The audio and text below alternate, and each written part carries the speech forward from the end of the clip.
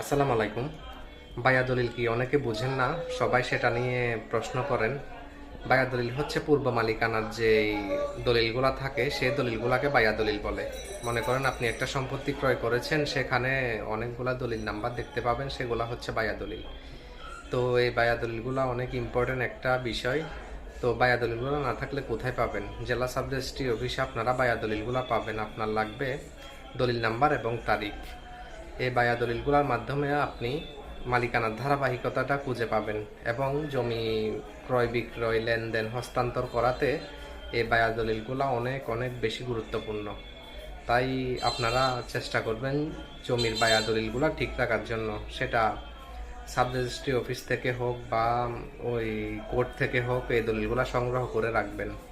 আমার ভিডিও দেখে যদি আপনাদের একটু উপকারে আসে, আমার চ্যানেলটা একটা সাবস্ক্রাইব করবেন আর একটা লাইক দিবেন। আসসালামু আলাইকুম।